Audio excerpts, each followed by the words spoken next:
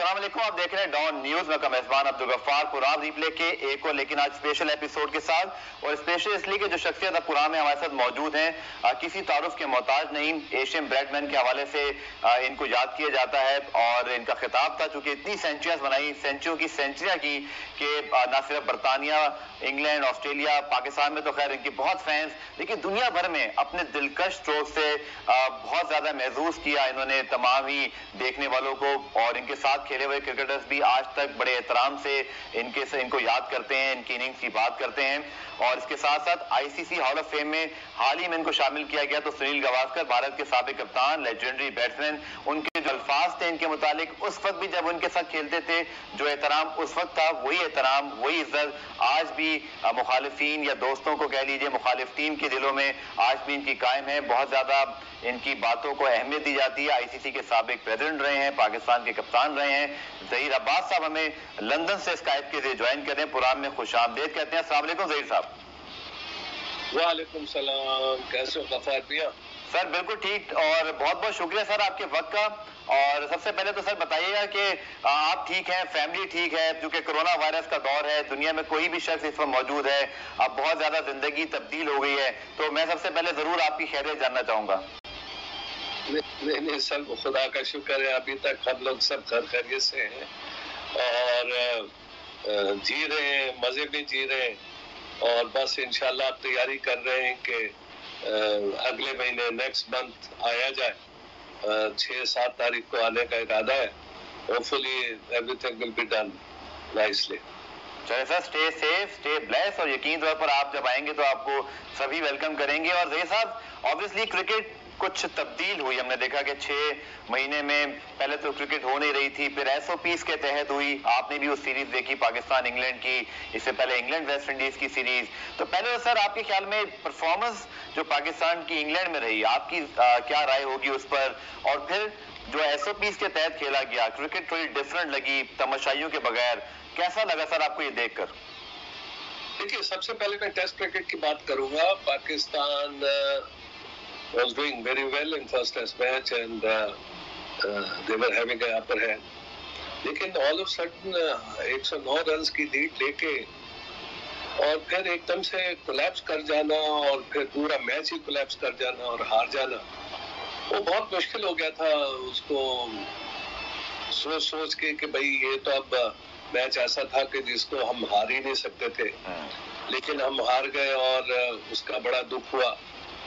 अब हम यही उम्मीद कर रहे थे कि आने वाले दो टेस्ट मैचों में पाकिस्तान की परफॉर्मेंस अच्छी होगी, लेकिन इत्तेफाक से ये पूरी सीरीज जो थी गफ्फार, ये बारिश की नजर ही हो गई। लिहाजा 12-1 जो पहला मैच हारे वो जरा इतना खराब हारे, इतने बुरी तरीके से हारे, उसका अफसोस जरूर है।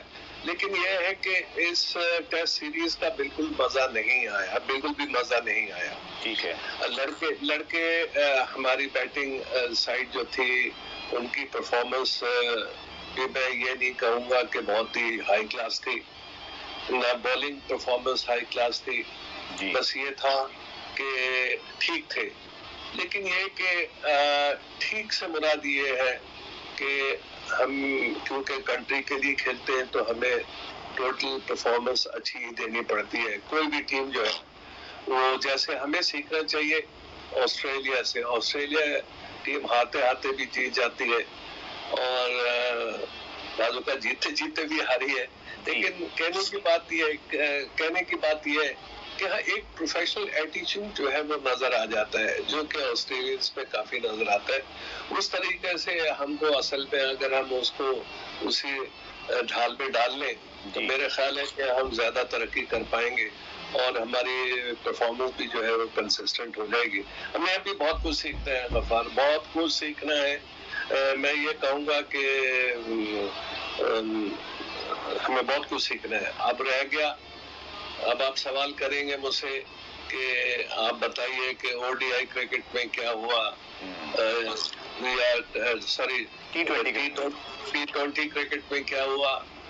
तो टी20 जो है पाकिस्तान में जरूर कहूँगा कि अच्छा खेला, 1-1 ड्रॉ हो गया, जिसकी के हमें लगता था कि पाकिस्तान ये भी सीरीज जीत जाएगा। देखिए, इंग्लैंड की टीम ऐसी नहीं है कि आप उसको हरा नहीं सकते, आप बिल्कुल हरा सकते हैं। लेकिन मैं ये कहूँगा कि लड़के हिम्मत नहीं हारे, अच्छा खेला, 1-1 ड्रॉ किया, तो इससे ये पता चलता है कि ये लड़के जो है ये काफी से ज्यादा ऊपर जाएंगे और इनकी परफॉर्मेंसेस बेहतर होंगी। मेरी उनसे पूरी उम्मीदें हैं, लेकिन बात यह है कि इन उम्मीदों पे पूरा उतरना चाहिए। हमें इस वक्त वो टीम बननी चाहिए, क्योंकि आप लोग सारे यंग लड़के हो और यंग लड़कों से काफी उम्मीद होती है। एक्सपीरियंस भी जरूरी है, इस टीम के अंदर एक्सपीरियंस प्लेयर्स भी जरूरी होते हैं, क्योंकि वो ही जूनियर प्लेयर्स को आगे लेके चलते हैं। जैसा आप ये सोच लें, हमारी पाकिस्तान की टीम कि अब आप प्रोफेशनल हैं, जब कंट्री के लिए खेलते हैं तो आपकी प्रोफेशनल एटीट्यूड भी होना चाहिए और आपकी परफॉर्मेंस भी जो है वो प्रोफेशनल होनी चाहिए। ठीक है सर, इस सीरीज के बाद बहुत ज्यादा जो है वो बात हुई, अजहर अली अच्छा खेल गए आखिरी टेस्ट इनिंग में और तीसरे टेस्ट में, वरना बहुत ज्यादा तनकीद थी उन पर और असद शफीक पर कि सबसे ज्यादा सीनियर खिलाड़ी हैं लेकिन परफॉर्मेंस नहीं है। अजहर अली की कैप्टनसी पर जहीर भाई आपकी क्या राय है? जो कि कल वज़ीर-ए-आज़म इमरान खान साहब ने जब मुलाकात की थी तो कुछ खबरें आई जो गो कि इसकी तस्दीक नहीं हुई कि खान साहब ने भी कहीं जिक्र किया शायद किसी एक कमेटी के मेंबर से, लेकिन इसकी तस्दीक नहीं हुई। लेकिन मैं आपसे आपकी राय जरूर जानना चाहूंगा, do you think Azhar Ali should continue as a test captain? देखिए, ये तो मैं नहीं कह सकता, ये तो बोर्ड की जो पॉलिसी होती है उस पर चलना पड़ता है। और देखिए, हम सब से मुराद ये है कि लोग काफी यही बात कर रहे थे कि ये गंदी कप्तानी कर रहे हैं और इनको कप्तान नहीं होना चाहिए। हमको सबको चांस जरूर देना चाहिए। अब देखिए, अगर वो 100 ना करते तो लोग और भी बुरा भला कहते हैं, लेकिन ओवरऑल मैं ये देख रहा हूँ कि उनकी कप्तानी में अभी कुछ थोड़ा उन्होंने सही डिसीजंस नहीं लिए। और खासतौर पे जब आप बेस्ट कैप्टन हो तो आपको एक बड़ा पुख्ता किस्म का स्ट्रॉन्ग माइंडेड कप्तान होना पड़ता है और वो देखने में नहीं आया। लेकिन ये जरूर है कि अब हम कब तक कहते रहें कि अभी तक उन्होंने कप्तान जो है वो ही अपनी परफॉर्मेंस से और अपने डिसीजन से मैच जितवाता है। तो आपने देख लिया कि उनकी कप्तानी मुझे अभी तक जरा थोड़ी बहुत ढीली लगी है, लेकिन वो अच्छा हुआ जो उनकी परफॉर्मेंस अच्छी हो गई लास्ट टेस्ट मैच में। लेकिन ये जरूर है कि हमें चाहिए कि हम अगर किसी को कप्तान बनाना है तो उनको किसी न किसी टीम का एक कप्तान होना चाहिए, एक्सपीरियंस होना चाहिए, लंबी प्रैक्टिस। उनको जरूरत है कि वो डिसीजंस जो है वो सही ले, जो कि अभी तक मैं ये समझता हूँ कि पाकिस्तान के मौजूदा कप्तानों में इस चीज का नौतान है। ठीक है सर, आपने कप्तानों की जिक्र किया तो हमारे दूसरे कप्तान है बाबर आजम, जो कि वनडे और T20 कप्तान है। तो सर आप समझते हैं कि बाबर को जो वनडे T20 कप्तान अभी बनाया गया है, ये क्या दुरुस्त फैसला है? दूसरा, चूंकि तनकीद बहुत हो रही है, आपने ठीक कहा कि अजहर अली अगर तीसरे मैच में रन नहीं करते तो बहुत और ज्यादा तनकीद होनी थी, कुछ हद तक डैमेज कंट्रोल हो गया। लेकिन आपको लगता है कि इस मौके पर, या आप समझते हैं कब बाबर आजम की कैप्टनसी वनडे और T20 की हम देखने के बाद फैसला कर सकेंगे कि उन्हें टेस्ट का कप्तान भी होना चाहिए? तीनों फॉर्मेट का कैप्टन क्या एक होना बाबर के लिए आप समझते हैं ये ठीक है? आपकी क्या राय इस पूरी सूरत हाल पर? देखिए जी, ये जो कप्तान जो अच्छा कप्तान बनता है टीम की परफॉर्मेंस से ही बनता है। अगर टीम अच्छी परफॉर्मेंस करेगी तो कप्तान का नाम होगा। बाज़ औक़ात कप्तान अगर परफॉर्मेंस ना भी करे और टीम जीत जाए तो नाम जो होता है वो कप्तानी का होता है कि जी इनकी कैप्टनसी में उनकी टीम जीती है। लिहाजा एक अच्छा कप्तान की परफॉर्मेंस वो बच तो जाता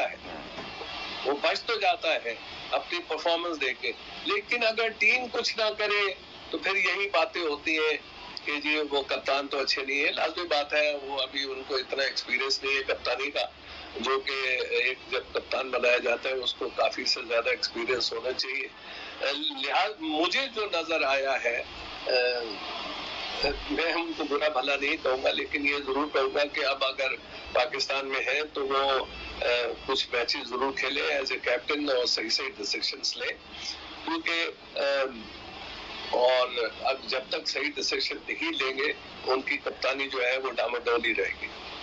ठीक है सर, काफी इस हवाले से डिबेट चल रही है एक साल से, और वज़ीर इमरान खान साहब से मुलाकात हुई, चेयरमैन पीसीबी एहसान मानी, और फिर वसीम खान मौजूद थे चीफ एग्जीक्यूटिव, वहां पर मिसबाह उल हक भी आए, वहां पर अजहर अली भी मौजूद थे, और मोहम्मद हफीज जो कि इस वक्त सेंट्रल कॉन्ट्रैक्ट में नहीं है, उन्होंने रिपोर्टेडली इस चीज को लीड किया कि वो जाकर बात करेंगे वजारत से कि डिपार्टमेंट क्रिकेट का बंद होना क्रिकेट की तबाही का सबब बन सकता है। लेकिन वो इमरान खान साहब ने, अच्छा ही हुआ सर कि उन्होंने आकर पीटीवी पर साइनिंग सेरेमनी में खुद बता दिया कि उन्होंने तीनों क्रिकेटर्स को कह दिया है कि डिपार्टमेंट क्रिकेट का कोई रोल नहीं है, रीजन्स चलेंगे, जो नया स्ट्रक्चर है वो चलेगा।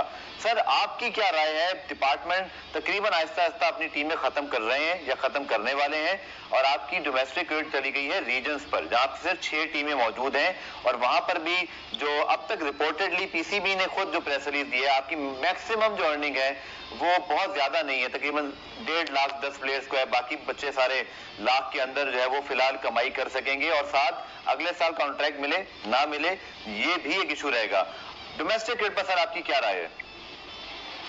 देखिए, डोमेस्टिक क्रिकेट में यही था कि हम तो शुरू से ही डिपार्टमेंट क्रिकेट खेलते चले आए, हम तो उसी के नशीबनुमा है।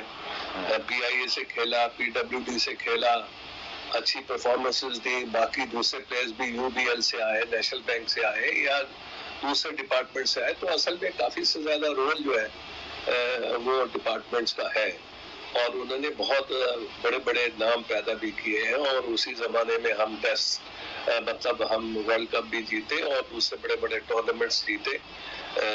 लिहाजा मैं ये जरूर कहूंगा कि आप, लेकिन जब प्राइम मिनिस्टर ये कह रहे हैं कि ये डिपार्टमेंट्स नहीं होंगे, तो लिहाजा डिपार्टमेंट्स अभी नहीं होंगे, तो हमें अब उस तरह से काम करना है, उस तरह से अपने आप को लेके आगे जाना है, और कोशिश ये करें कि जो लड़के इस वक्त पाकिस्तान के लिए खेल रहे हैं उनकी परफॉर्मेंसेस अच्छी हो, और अगर परफॉर्मेंसेस अच्छी नहीं होंगी तो फिर लोग ये कहने शुरू कर देंगे कि देखिए डिपार्टमेंट्स खत्म कर दिया, ये है वो है। अब हमारी कौम जो है वो ज्यादा किसी चीज का इंतजार नहीं करती है, वो रिजल्ट ओरिएंटेड है, वो इस तरह से है कि जो परफॉर्मेंस जो है वो बेहतरी होनी चाहिए और हर लिहाज से बेहतर होनी चाहिए। जबकि देखें दूसरे मुल्कों में भी क्रिकेट होती है, जीतती है टीम, हारती है टीमें, लेकिन हमारे यहाँ इस चीज को बहुत सीरियस लिया जाता है। वो इसलिए भी सीरियस लिया जाता है कि यहाँ लड़कों को और ऑर्गेनाइजर्स को बहुत पैसा दिया जाता है, और इसलिए कहा जाता है कि अगर ये सारी कुछ है, हमारे कोचेस कितने हैं और सारी चीजें देखते हैं, तो हम यही एक्सपेक्ट करते हैं कि हमारी टीम की परफॉर्मेंस जो है वो बहुत बेहतर है और टीम जीते। और जब आपने देखा होगा कि जब टीम जीतती है तो पूरे पाकिस्तान में खुशियां होती हैं, हम एक बन जाते हैं, और जब हम हारते हैं तो हम एकदम से पेंडोरा बॉक्स खुल जाते हैं और हम एक दूसरे को बुरा भला कहते हैं।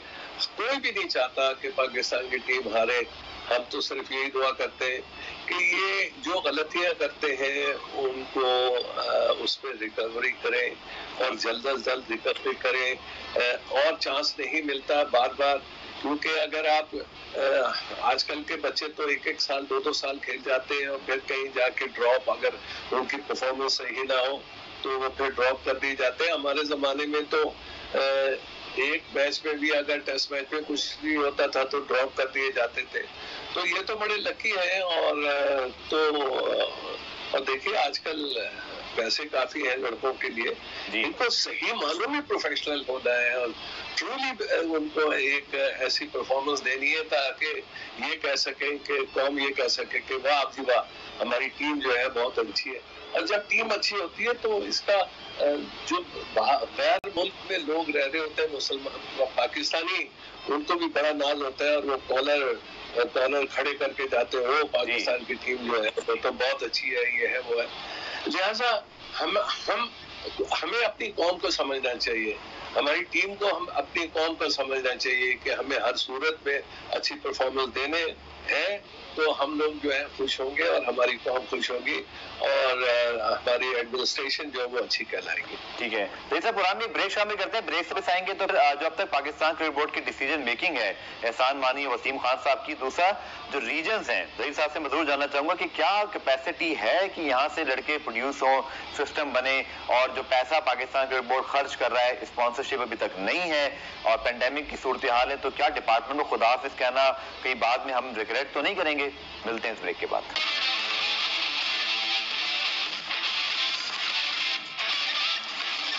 क्यों देर करें वो कहने में जो दिल में है।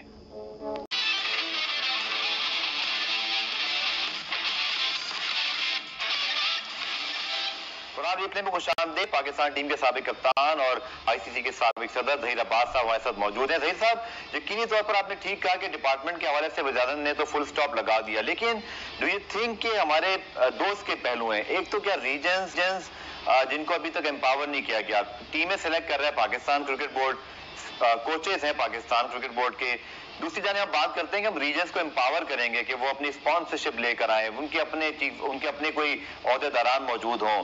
आपको लगता है कि ये कोई वाज़ेह पॉलिसी मौजूद है इनके पास? ऐसा ना हो कि कल को जैसे आरिफ अब्बासी साहब से मेरी कल बात हो रही थी, वो तो कह रहे थे कि हम रिग्रेट करेंगे ये पैसा जो हमारे पास आ रहा था हमने खुद इसको जाने दे दिया। देखिए, बात दरअसल ये है कि अब एक नई स्कीम बनाई गई है जिसमें 6 टीमें लाई गई है। 6 टीमों में अब वो ये कह रहे हैं कि टीम भी हम सिलेक्ट करेंगे और बाकी सारा जो इख्तियार जो है वो बोर्ड के पास होगा। जी, अब जब सारा इख्तियार बोर्ड के पास है तो रिस्पॉन्सिबल भी जो है वो भी बोर्ड होगा। बिल्कुल ठीक, समझे आप? और जब बोर्ड रिस्पॉन्सिबल होगा तो उसको ही जवाब देना पड़ेगा। मेरी तरफ से तो बड़ी बेस्ट विशेस हैं बोर्ड को कि ये परफॉर्मेंस लड़के दिखाने के काबिल हो जाएं, जो कि हम सब चाहते हैं और सब हम करना भी चाहते हैं। हमें हमारी खुशियों में ये लड़के जो है इजाफा करें।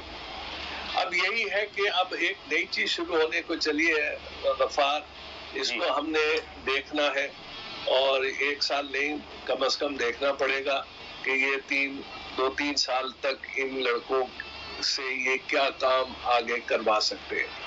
और अगर सारा काम ठीक होता है तो सभी वाह करेंगे और अगर नहीं होता है तो जैसे कि हम अपनी कौम को अच्छी तरह से समझते हैं और जानते हैं तो फिर यही बातें फिर हमको बाद में ना सुननी पड़े। लेकिन कोई नया एक्सपेरिमेंट है, हमें चाहिए कि हम उसको गौर से सुने, देखें क्या हो रहा है क्या नहीं हो रहा। एकदम से हम उसको उस पे एतराजात ना शुरू करें। एतराजात शुरू होंगे तो लड़के ज्यादा डिप्रेस हो जाएंगे, डिसीजंस गलत होंगे। लिहाजा मैं ये कह रहा हूँ कि सब्र कीजिए और 2-3 साल देखिए कि ये जो चीज नई लाई गई है उससे क्या परफॉर्मेंस होती है और क्या नतीजे मिलते हैं आपको। सर इसका एक आर्गुमेंट जो आता है वो ये है कि कहीं भी जो अगर आप रीवैम्प करते हैं तो आपके पास 16 टीमें थी, उनमें ऑब्वियसली 16 मल्टीप्लाई बाय 25 करने एक बड़ा पूल था, वो 6 टीमों पर आकर थोड़ा श्रिंक हुआ, लड़कों की पैसे कम हो गए, उनकी जॉब सिक्योरिटीज जो है वो लाइफ में, जैसे बहुत सारे मिसालें हैं जो क्रिकेटर रिटायरमेंट के बाद भी अपने इदारों में काम करते रहे, वहां रिटायर हुए। तो ये वाला जो पहलू है जहीर साहब, जहाँ प्लेयर्स परेशान हैं, वो ये समझते हैं कि उनका जो नौकरी थी, उनका जो एक कैरियर था, वो थोड़ा सा उनको इनसिक्योर लगता है। इसके लिए पाकिस्तान क्रिकेट बोर्ड क्या कर सकता है? कल मानी साहब ने जरूर ये कहा कि पीटीवी स्पोर्ट्स और जो पीसीबी की डील है, पैसा आएगा हम प्लेयर्स पे लगाएंगे। अभी जो प्लेयर्स हमें बताते हैं कि उनकी आमदनी 40 से 50% तक, तकरीबन मोहतात अंदाजा भी अगर हम लगाएं तो 30-40% तक गिरी है। ये पहलू भी तो सर बड़ा अहम है। नहीं, बिल्कुल अहम है। और देखिए, अगर लड़कों की नौकरियां चली जाती हैं तो जो स्पोर्ट्समैन हैं, जो क्रिकेटर्स हैं, उनको उनके पैसों का नुकसान होता है, उनके घर के चूल्हे नहीं जलते हैं और कोई डिफरेंट काम करना शुरू हो जाते हैं। बास कोई टैक्सियां चला रहा है। अभी भी मैंने पता किया यहाँ पर हमारे जो पुराने क्रिकेटर्स खेले हैं वो भी इंग्लैंड में टैक्सियां चला रहे हैं और दूसरी जगह सब यही एतराज करते हैं कि जहीर साहब अब हमारे पास नौकरियां नहीं है। तो वेल, जब आपको प्राइम मिनिस्टर साहब ने कह दिया कि हमने नया सिस्टम बनाना है और उसको उसी तरीके से करना है, तो मेरा ये ख्याल है कि ये तो चीज जो है आपको सोचनी पड़ेगी कि अब आप के लिए क्या चीज मौजू है। क्रिकेट खेलना ज्यादा मौजू है या पढ़ लिख के आपको किसी और दूसरे ऑर्गेनाइजेशन में जाके दूसरे काम कर रहे हैं। अब जो क्रिकेट पहले होती थी कि डिपार्टमेंट में चले जाते थे लड़के, 2000 या 1000 लड़कों को नौकरी मिल जाती थी। उससे ये है कि उनके बच्चे पढ़ लिख जाते थे क्रिकेटर्स के, और मुआशरा बहुत अच्छा हो जाता था। बाज क्रिकेटर्स के बच्चे तो चार्टर्ड अकाउंटेंट और डॉक्टर और पता नहीं PhD और MSc वगैरह, यानी सारे ही पढ़े लिख गए हैं। तो जब माशरा मुल्क का अच्छा होता है, वो देखिए माशरा अगर अच्छा होगा तो हर चीज मुल्क की सही रहेगी। लेकिन जब नौकरियां नहीं मिलेंगी तो गुर्बत बढ़ेगी, जब गुर्बत बढ़ेगी तो लोग चोरियां डकैतियां करेंगे, और फिर इस तरीके से यही होगा। यही कहा जाता था और कि देखो जी, कुछ ना कुछ ऐसे किया जाए कि बजाय इसके कि लड़के जो है वो बंदूकें और गन्स उठा के फिरे, इनके हाथ में क्रिकेट की गेंद और क्रिकेट की बॉल होनी चाहिए, ताकि ये हर वक्त जो है वो कुछ ना कुछ ऐसी एक्टिविटी में मसरूफ रहे ताकि उनको कोई बुरे ख्यालात ना रहे, माशरा सही रहे। लिहाजा हमको इस माशरे को बेहतर बनाने के लिए बहुत से काम करने पड़ेंगे, और इस पे हुकूमत ने काफ़ी सोच रखा होगा, और मुझे उम्मीद है कि इमरान जी जो सोच रहे हैं वो कुछ करेंगे और इन क्रिकेटर्स का जरूर ख्याल रखेंगे। सर 2 साल हुकूमत को हो गए हैं, और मुझे याद है जब खान साहब की हुकूमत आई थी तो बहुत आपने वेलकम किया था, मुबारकबाद दी थी, जैसा खुले दिल से हमेशा ही आप पॉजिटिव बात करते हैं हमेशा। लेकिन आप समझते हैं कि खान साहब के दौर में 2 साल गुजर गए हैं, 3 साल बाकी हैं। क्रिकेट कितना एक फैक्टर है जिसको आप obviously being a cricket great देखते हैं कि इमरान खान साहब की हुकूमत हो और पाकिस्तान टीम की रैंकिंग अभी एवरेज निकाला जाए तो 4 या 5 बनती है तीनों फॉर्मेट में। आप समझते हैं कि ये भी एक बड़ा इंटरेस्टिंग या एक बड़ा रियलिटी चेक और एक बड़ा एक रहेगा एक कंपैरिजन कि इमरान खान साहब की हुकूमत में पाकिस्तान टीम की 5 साल कैसे गुजरे और फिर अब तक जो आपने प्रोग्रेस देखी है, अगले 3 साल कैसे देखते हैं आप? देखिए, वही मैंने जैसे आपको पहले भी कहा कि हम अच्छा देखना चाहते हैं और अच्छा इंशाल्लाह देखेंगे भी। लेकिन वो तो सब जब ही देखेंगे ना, जब हमारे बच्चों की परफॉर्मेंस बहुत अच्छी होगी, टीमें जीतेगी। और देखिए, ये नया फॉर्मेट लाने का यही है कि 3 साल जो है वो काफी होते हैं, 2 साल तो ऑलरेडी हो गए हैं, 3। तो अगर ये 5 साल में भी अगर ये लड़कों की परफॉर्मेंस जो है और इतनी अच्छी नहीं रहती है तो लाजिम बात है कि कुछ और सोचना पड़ेगा। एक्सपेरिमेंट करने में कोई हर्ज नहीं है। मेरा ये ख्याल है कि जो इमरान ने सोचा है वो करें, जरूर करें, और क्योंकि इस वक्त हेल्म ऑफ द अफेयर है, और हम ये चाहते हैं कि अगर आपने ये सोचा है कि इससे मकसद ये कि क्रिकेट बहुत अच्छी हो जाएगी और सब कुछ अच्छा हो जाएगा, लेकिन मैंने ये देखा कि ज्यादातर जो है पाकिस्तान में प्लेयर्स जो है, साबका प्लेयर्स और मौजूदा प्लेयर, वो भी यही चाहते हैं कि डिपार्टमेंट की टीम होनी चाहिए, और अगर डिपार्टमेंट की टीम होगी तो लड़के जो है उनके लिए खेलना आसान हो जाएगा। उनको जब रोजी मिलेगी तो उनके माँ बाप खुद उनको इजाजत देंगे कि जाओ जाके खेलो। तो ये सारी चीजें जो है ये अब एक्सपेरिमेंटल तौर पे जो है वो ये है, और हमें इस चीज का इंतजार करना पड़ेगा कि आया ये जो इमरान खान वजीर आजम साहब ने ये सोचा है, इस पे हम क्या इसको हम किस तरफ लेके जा रहे हैं और इसके रिजल्ट्स कैसे निकलेंगे।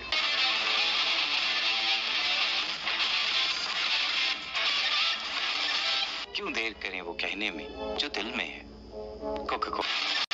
पाकिस्तान क्रिकेट बोर्ड के चेयरमैन एहसान मानी और चीफ एग्जीक्यूटिव वसीम खान, जिनका ताल्लुक ऑब्वियसली हम सब जानते हैं लेस्टर शाउट काउंटी के वो चीफ एग्जीक्यूटिव थे, फिर पाकिस्तान क्रिकेट बोर्ड के चीफ एग्जीक्यूटिव हैं। एक चीज जो हमने देखी वो ये है कि बोर्ड में जो बहुत सारे मुलाजमीन थे जो काफी सालों से काम कर रहे थे, उन्हें खुदाफिज किया गया। अब हम देखते हैं कि सकलैन मुश्ताक हैं, अब्दुल रज़ाक हैं, या हाल ही में मोहम्मद यूसुफ ने भी ज्वाइन किया है हाई परफॉर्मेंस सेंटर को। तो तब्दीलियां तो सर नजर आई हैं जो अब तक ओहदों पर हुई है। ऑब्वियसली अभी इनका रिजल्ट आना बाकी है। अब तक की प्रोग्रेस आप कैसे देखते हैं एहसान मानी साहब, वसीम खान की, जो आपकी नजर है इस वक्त पूरे इस मैटर पर? देखिए गफार, मैं तो एक चीज पे बिलीव करता हूँ और वो ये है कि जब आदमी और प्लेयर जब पाकिस्तान के लिए खेलना शुरू कर देता है तो उसको इतनी कोचिंग की जरूरत नहीं होती।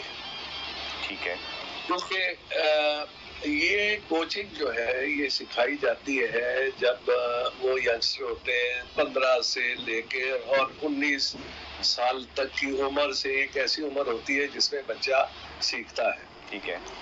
और अगर आप उनके तो यही बच्चे जो हैं आपके लिए अच्छी परफॉर्मेंस दे सकेंगे।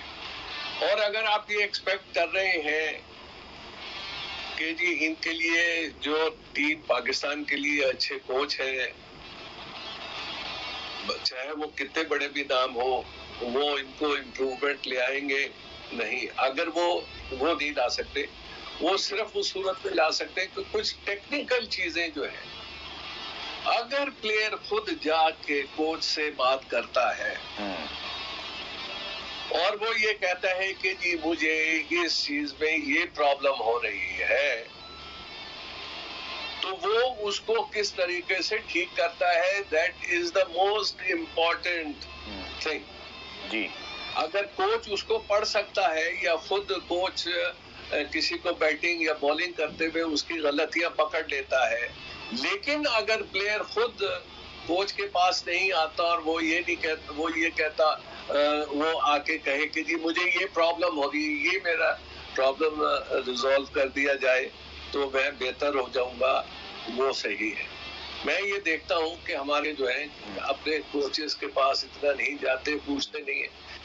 देखिए छोटी छोटी सी जो गलतियां होती है ना, ग्रिप चेंज करना, अगर बॉल जो है वो स्लिप में हमारे बैट्समैन आउट होते हैं तो थोड़ा सा सांस चेंज कर लेना, इन चीजों से जमीन आसमान का फर्क पड़ जाता है बैट्समैन में, उसमें ज्यादा कॉन्फिडेंस आ जाता है। तो क्या हुआ कि कितनी बड़ी गलती थी, जरा सी गलती थी, क्योंकि ऑलरेडी वो मैच्योर्ड होता है प्लेयर जब वो कंट्री के लिए खेल रहा होता है, उसमें छोटी छोटी वो मिस्टेक्स करता रहता है। अगर एक अच्छा कोच उस छोटी छोटी मिस्टेक्स को पकड़ लेता है तो वो बहुत अच्छा कोच है। हमारे जमाने में तो भाई कोई कोच होता ही नहीं था। जब हमने 71 में 274 किया, हमारे पास कहाँ थे कोच? हमारे बॉलर्स ने इतनी अच्छी गेंद की, हमने तो बड़ी अच्छी परफॉर्मेंस दी ऑस्ट्रेलिया जाके, सॉरी इंग्लैंड में जाके, या दूसरी जगह भी, मैं ये नहीं कहता। लिहाजा अगर इन्हीं प्लेयरों को, इन्हीं कोचेस को अगर आप पूरे साल के लिए यंगस्टर्स के लिए नहीं इस्तेमाल करते तो मेरा ये ख्याल है कि it's a waste of time. ठीक है सर, आपने जो बात की, इस वक्त पाकिस्तान की जो टीम मैनेजमेंट है, आपका बड़ा एक्सपीरियंस है, आपने सब कुछ देखा हुआ है। इस बार अगर हम देखें, मिसबाह उल हेड कोच हैं, फिर चीफ सेलेक्टर भी हैं, वहां पर अब यूनुस खान मौजूद है एज अ बैटिंग कंसल्टेंट। अब ये नहीं पता कि उनको इस इंग्लैंड टूर के बाद एक्सटेंड किया जाता है नहीं किया जाता, उस पर भी सर अपनी राय दीजिएगा, आपके ख्याल में क्या होना चाहिए। वकार यूनुस मौजूद हैं, मुश्ताक अहमद मौजूद हैं, ये सारे बड़े नाम हैं टीम मैनेजमेंट में।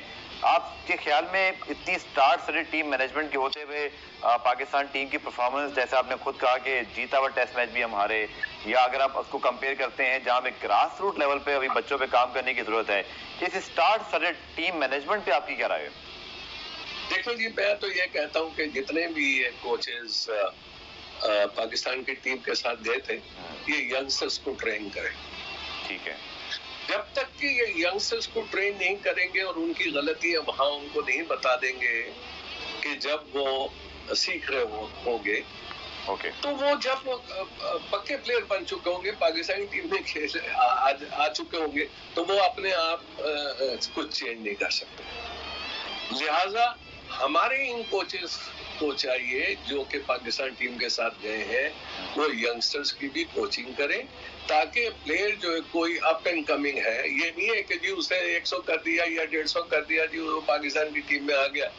अब जो टीम में पाकिस्तान की टीम में आ गया, आप बताइए वो कोच जो है जो वो क्या सिखाएगा उस प्लेयर को जो कि पुख्ता होके पाकिस्तान की टीम में आ गया? नहीं सिखा, कभी भी नहीं सिखा सकता।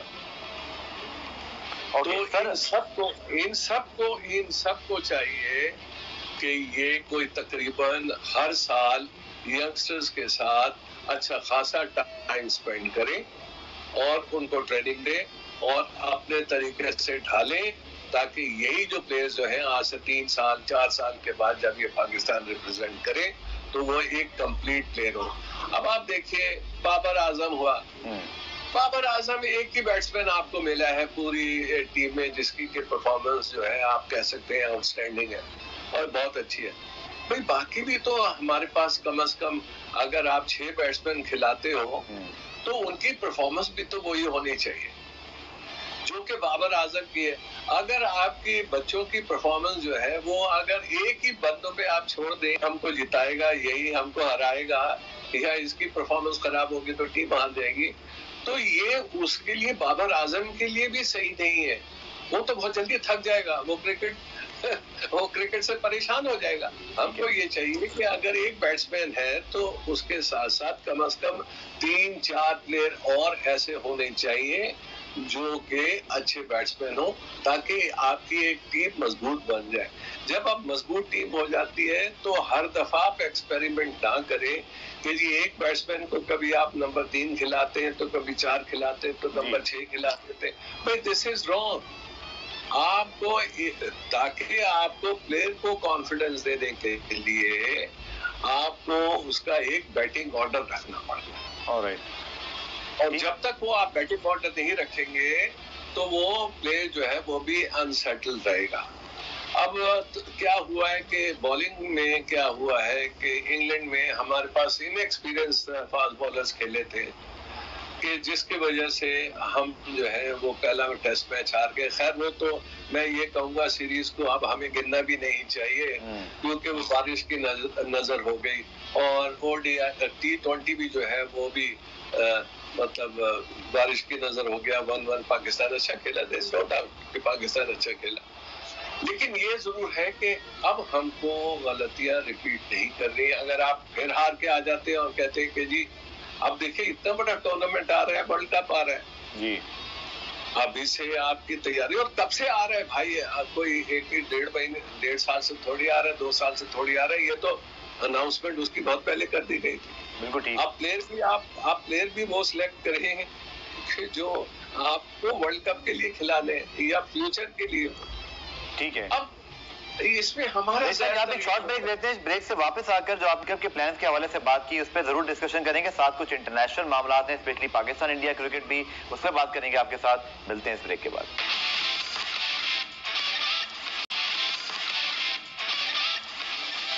कुरान रिप्ले में खुशामदीद। और जहीर भाई आप बात कर रहे थे पाकिस्तान के वर्ल्ड कप प्लान के हवाले से, तो कुछ डिबेट जरूर है कि जैसे हफीज ने तो बहुत अच्छी परफॉर्मेंस दी लेकिन शुएब मलिक भी टीम में शामिल हैं। T20 के वर्ल्ड कप आ रहे हैं सर 2021 और 22 में बैक टू बैक, जहां इंडिया में हो रहा है फिर ऑस्ट्रेलिया में होगा। आपके ख्याल में कुछ तनकीद हुई है पाकिस्तान क्रिकेट बोर्ड के सिलेक्टर्स पर कि हमें शायद यूथ को मौका देना चाहिए। आप समझते हैं कि किस तरह बैलेंस कर सकते हैं हफीज शुएब मलिक की मौजूदगी पर, आपकी क्या राय है? और अब जैसे यंगस्टर्स आ रहे हैं, हैदर अली को चांस मिला, उन्होंने इंप्रेस किया, तो क्या हमारी अप्रोच होनी चाहिए फॉर वर्ल्ड कप?